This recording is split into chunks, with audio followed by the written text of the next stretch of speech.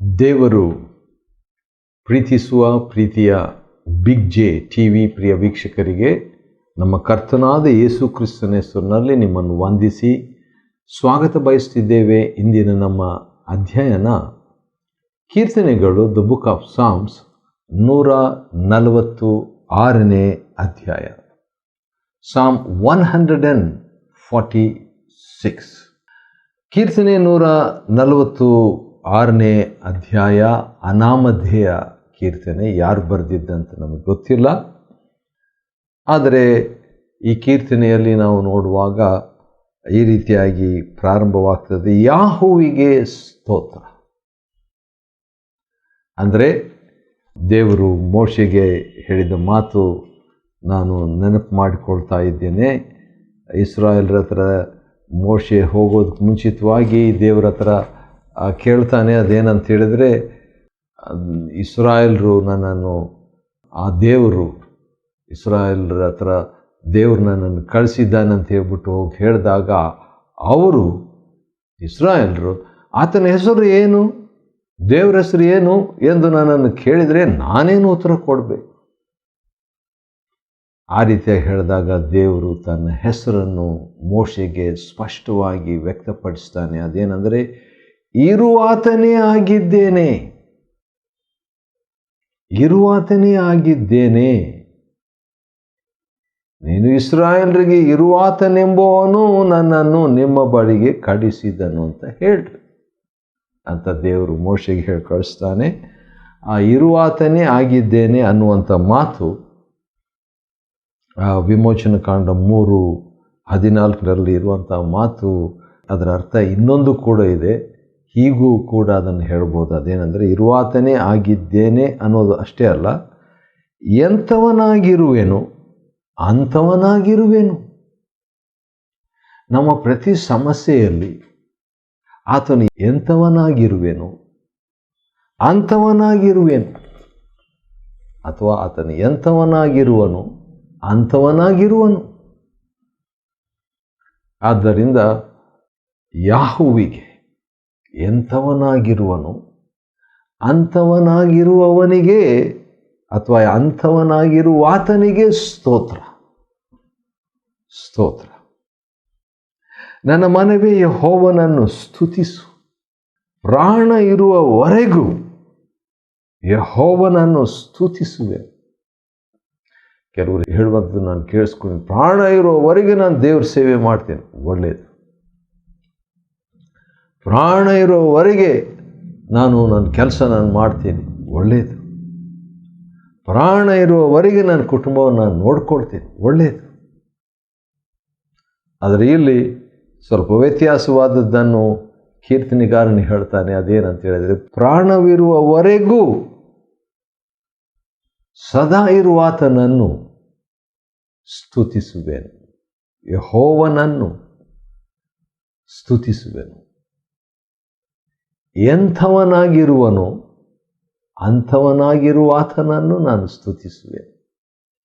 ಜೀವಮಾನವೆಲ್ಲ, 2ನೇ ವಚನ, ಕೀರ್ತನೆ 146 2ನೇ ವಚನ, ಜೀವಮಾನವೆಲ್ಲ ನನ್ನ ದೇವರನ್ನು ಕೊಂಡಾಡುವೆನು. ಈ ಕೀರ್ತನೆಗಾರನು ಕೂಡ ಯಾರಂತ ಗೊತ್ತಿಲ್ಲ, ದಾವಿದನ ಹಾಗೆ ಇವನು ಕೂಡ ಏನು ಹೇಳ್ತಿದ್ದಾನೆ, ದೇವರನ್ನು ವ್ಯಕ್ತಿಗತವಾಗಿ ಮಾಡಿಕೊಂಡಿದ್ದಾನೆ, ದೇವರನ್ನು ವ್ಯಕ್ತಿಗತನನ್ನಾಗಿ ಮಾಡಿಕೊಂಡಿದ್ದಾನೆ. Has made god a personal god. ನನ್ನ ದೇವರನ್ನು ಕೊಂಡಾಡುವೆನು. ಆ ರೀತಿಯಾಗಿ ಹೇಳಿಬಿಟ್ಟು ದೇವರ ಬಗ್ಗೆ ಒಂದು 15 ಸಂಗತಿಗಳು, 10+5 15 ಸಂಗತಿಗಳನ್ನು ಈ ಕೀರ್ತನೆಗಾರನ ಹೇಳ್ತಿದ್ದಾನೆ. ಮೊದಲನೇ ವಚನ ಹೇಗೆ ಸ್ಟಾರ್ಟ್ ಆಗ್ತದೆ? ಯಾಹುವಿಗೆ ಸ್ತೋತ್ರ. ಕೊನೆ ವಚನ ಹೇಗೆ ಸ್ಟಾರ್ಟ್ ಆಗ್ತದೆ, ಅಥವಾ ಕೊನೆ ವಚನದ ಕೊನೆ ಸಾಲು ಯಾಹುವಿಗೆ ಸ್ತೋತ್ರ. ಕೆಲವು ಸಾರಿ ಬ್ರ್ಯಾಕೆಟ್ ಅಂತ ಹೇಳ್ತಾರಲ್ಲ, ಆ ರೀತಿಯಾಗಿ ಪ್ರಾರಂಭದಲ್ಲಿ ಯಾಹುವಿಗೆ ಸ್ತೋತ್ರ, ಮುಕ್ತಾಯದಲ್ಲಿ ಯಾಹುವಿಗೆ ಸ್ತೋತ್ರ. ಅಥವಾ ಎಂಥವನಾಗಿರುವೆನು ಅಂಥವನಾಗಿರುವೆನು ಎಂಬುದಾಗಿ ಹೇಳಿದಾತನನ್ನು ಸದಾ ಸ್ತುತಿಸುವೆನು, ಜೀವಮಾನವೆಲ್ಲ ಸ್ತುತಿಸುವೆನು. ಪ್ರಾಣ ಇರುವವರೆಗೆ ಆತನನ್ನು ಸ್ತುತಿಸುವೆನು ಎಂಬುದಾಗಿ ಹೇಳಿಬಿಟ್ಟು ಯಾಕೆ ಆತನನ್ನು ಸ್ತುತಿಸ್ತಿದ್ದಾನಂತ ಒಂದು 15 ಕಾರಣಗಳನ್ನು ಕೊಡ್ತಿದ್ದಾನೆ, ಅಥವಾ ಯಾಕೆ ಆತನನ್ನು ಸ್ತುತಿಸಬೇಕಂತ 15 ಕಾರಣಗಳನ್ನು ಕೊಡ್ತಿದ್ದಾನೆ. ಒಂದೊಂದಾಗಿ ನಾವು ನೋಡಿಕೊಳ್ಳೋಣ. 5ನೇ ವಚನ, ಕೀರ್ತನೆ ಸಾಮ್ 146 5ನೇ ವಚನ. ಮೊದಲನೇದಾಗಿ, ಯಾಕೋಬನ ದೇವರು ಸಹಾಯಕನು. ಮೊದಲನೇ ದೇವರ ಕೃತ್ಯ ಹೆಲ್ಪರ್. ಅಥವಾ ಯಾಕೆ ದೇವರನ್ನು ಸ್ತುತಿಸಬೇಕು? ಸಹಾಯ ಮಾಡುವ ದೇವರು. ಸಹಾಯ ಅಂದ ತಕ್ಷಣ ಅದು ಯೇಸು ಕ್ರಿಸ್ತನಿಗೆ ಸೂಚಕವಾದದ್ದು. ಯಾಕಂತ ಹೇಳಿದ್ರೆ ಮೊದಲನೇ ಯೋಹಾನ ಪತ್ರಿಕೆಯಲ್ಲಿ ಒಂದು ಮಾತು ಈ ರೀತಿಯಾಗಿದೆ, ಅದು ನೆನಪಿಗೆ ಬರ್ತಾ ಇದೆ. ನೋಡೋಣ ಏನಿದೆ ಅಂತ ಹೇಳ್ಬಿಟ್ಟು. ಮೊದಲನೇ ಯೋಹಾನ 2ನೇ ಅಧ್ಯಾಯ ಮತ್ತು 1ನೇ ವಚನದಲ್ಲಿ 2ನೇ ಭಾಗ, ತಂದೆ ಬಳಿಯಲ್ಲಿ ನೀತಿವಂತನಾದ ಯೇಸು ಕ್ರಿಸ್ತನೆಂಬ ಸಹಾಯಕನು ನಮಗಿದ್ದಾನೆ. 1 ಜಾನ್ 2:1, 1ನೇ ಯೋಹಾನ 2:1. ಅದೇ ಮಾತು ಇಲ್ಲಿ ನಾವು ನೋಡ್ತಾ ಇದ್ವಿ. ಕೀರ್ತನೆ 146 5ನೇ ವಚನದಲ್ಲಿ, ಯಾಕೋಬನ ದೇವರು ಸಹಾಯಕನು. ಯೇಸು ಕ್ರಿಸ್ತನ ಮೂಲಕವಾಗಿ ಆ ಮಹಾದೇವರು, ತಂದೆ ದೇವರು ನಮಗೆ ಸಹಾಯ ಮಾಡಿದ್ದಾನೆ, ಮಹಾ ಸಹಾಯ ಮಾಡಿದ್ದಾನೆ. ರಕ್ಷಣೆಯ ಸಹಾಯ, ವಿಮೋಚನೆಯ ಸಹಾಯ, ಸ್ವಸ್ಥತೆಯ ಸಹಾಯ, ಕ್ಷೇಮದ ಸಹಾಯ, ಅಭಿವೃದ್ಧಿಯ ಸಹಾಯ, ಆಶೀರ್ವಾದದ ಸಹಾಯ, ಎಷ್ಟೊಂದು ಸಹಾಯ ಆತನು ಮಾಡಿದ್ದಾನೆ. ಯಾವನು ತನ್ನ ದೇವರಾದ ಯೆಹೋವನನ್ನು ನಂಬಿರ್ತಾನೋ ಅವನೇ ಧನ್ಯನು. ಅವನು ಧನ್ಯನಲ್ಲ, ಅವನೇ ಧನ್ಯನು.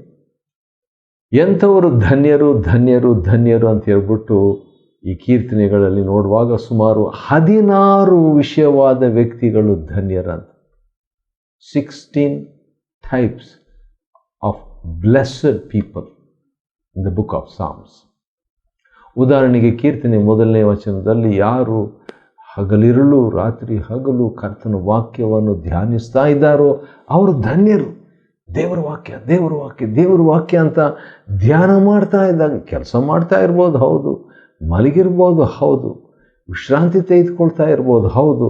ಅಂಥ ಸಂದರ್ಭದಲ್ಲಿ ದೇವರ ವಾಕ್ಯವನ್ನು ಧ್ಯಾನ ಮಾಡ್ತಾ ಇರುವಂಥವರು ಅವನು ಕೇವಲ ಧನ್ಯನಲ್ಲ, ಎಷ್ಟೋ ಧನ್ಯನು. ಐ ಲೈಕ್ ಇಟ್, ನನಗಿಷ್ಟ ಅದು, ಎಷ್ಟೋ ಧನ್ಯನಂತೆ. ಮತ್ತು 6ನೇ ವಚನದಲ್ಲಿ ನಾವು ನೋಡುವಾಗ ಇನ್ನೊಂದು ಕಾರಣ ಯಾಕೆ ಸ್ತುತಿಸಬೇಕು ಯಾಹುವಿಗೆ. ಎಂಥವನಾಗಿದ್ದಾನೋ ಎಂಥವನಾಗಿರುವನೋ ಅಂಥವನಾಗಿರುವ ಆತನನ್ನು ಯಾಕೆ ಸ್ತುತಿಸಬೇಕು ಅಂತ ಹೇಳಿದರೆ, ಮೊದಲನೇದು ಸಹಾಯಕನು, 2ನೇ ಕಾರಣ, 2ನೇ ಕೃತ್ಯ ಆತಂದು ಏನಂತ ಹೇಳಿದ್ರೆ 6ನೇ ವಚನದಲ್ಲಿ, ನಿರ್ಮಿಸಿದವನು, ನಿರ್ಮಾಪಕನು, ನಿರ್ಮಿಸುವವನು, ಸೃಷ್ಟಿಕರ್ತನು, ಕ್ರಿಯೇಟರ್. ಭೂಮಿಯನ್ನು ಸೃಷ್ಟಿ ಮಾಡಿದ್ದಾನೆ, ಆಕಾಶವನ್ನು ಸೃಷ್ಟಿ ಮಾಡಿದ್ದಾನೆ, ಸಾಗರವನ್ನು ಸೃಷ್ಟಿ ಮಾಡಿದ್ದಾನೆ, ಚರಾಚರಗಳನ್ನು ಸೃಷ್ಟಿ ಮಾಡಿದ್ದಾನೆ. ಈ ರೀತಿಯಾಗಿ ಇವೆಲ್ಲವನ್ನು ಸಮಸ್ತವನ್ನು ನಿರ್ಮಿಸಿದವನು ಆತನೇ. ಆದ ಕಾರಣ ಆತನಿಗೆ ಸ್ತುತಿಸಬೇಕು. ಆತನಿಗೆ ನಾವು ಸ್ತುತಿಸೋದು ಮಾತ್ರವಲ್ಲ, ಆತನನ್ನು, ಹೌದು, ಆತನ ಕೃತ್ಯ ಅದು ಅಂತ ನೆನಪು ಮಾಡಿಕೊಳ್ಬೇಕು. ಅದೇ 6ನೇ ವಚನದ 2ನೇ ಭಾಗ, ವಾಗ್ದಾನವನ್ನು ಯಾವಾಗಲೂ ನೆರವೇರಿಸುವನು, ವಾಗ್ದಾನ ಪಾಲಿಸುವನು. 3ನೇ ಕಾರಣ ಅಥವಾ 3ನೇ ಕೃತ್ಯ, ದೇವರ third act of god or third reason why we should praise god, ಅದೇನಂತ ಹೇಳಿದರೆ, is a covenant keeping god. ವಾಗ್ದಾನವನ್ನು ಅಥವಾ ಒಡಂಬಡಿಕೆಯನ್ನು ಪಾಲಿಸುವ ದೇವರು. ಭಕ್ತ ಸಿಂಗ ಅಯ್ಯನವರು ಯಾವಾಗಲೂ ಕವನೆಂಟ್ ಕೀಪಿಂಗ್ ಗಾಡ್ ಅಥವಾ ಪ್ರಾಮಿಸ್ ಕೀಪಿಂಗ್ ಗಾಡ್ ಎಂಬುದಾಗಿ ದೇವರ ಬಗ್ಗೆ ಪ್ರಾರ್ಥನೆಯಲ್ಲಿ ಸಂಬೋಧಿಸಿ ಪ್ರಾರ್ಥನೆ ಮಾಡ್ತಾರೆ. ಅದನ್ನು ನಾನು ಕೇಳಿದ್ದೇನೆ.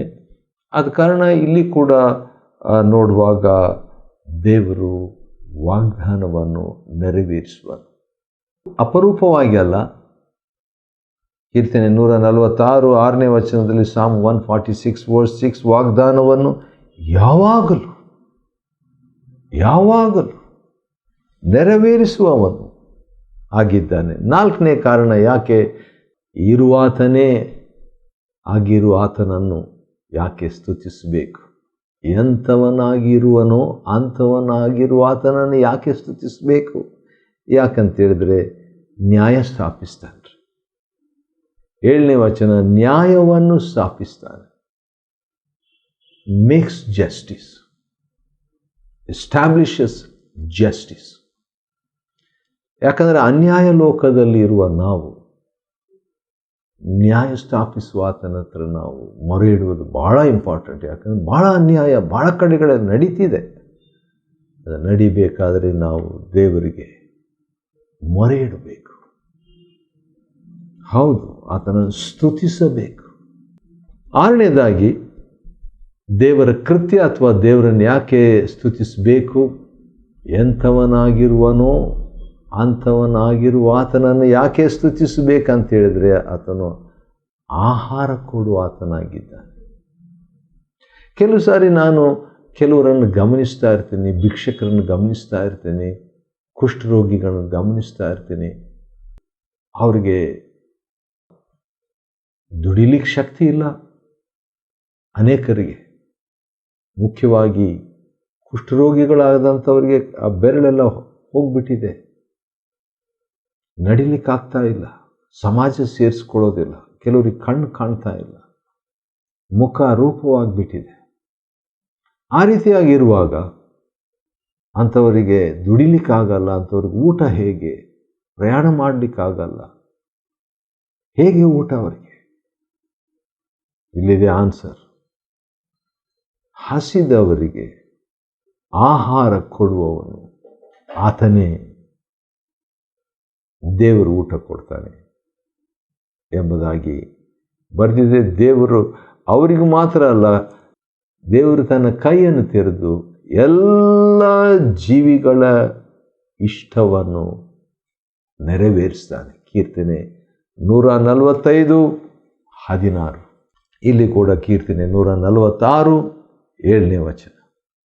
ಯೆಹೋವನು ಎಂಥವನಾಗಿರುವೆನೋ ಅಂಥವನಾಗಿರುವೆನು ಎಂಬುದಾಗಿ ಮೋಶೆಗೆ ಹೇಳಿದ ಆತನು ಸೆರೆಯಲ್ಲಿರುವವರನ್ನು ಬಿಡಿಸ್ತಾನೆ. ಕೆಲವು ಸಾರಿ ನಾವೇ ಒಂದು ಸೆರೆ ಕಟ್ಕೊಳ್ತೇವೆ, ಸೆಲ್ಫ್ ಮೇಡ್ ಪ್ರಿಸನ್.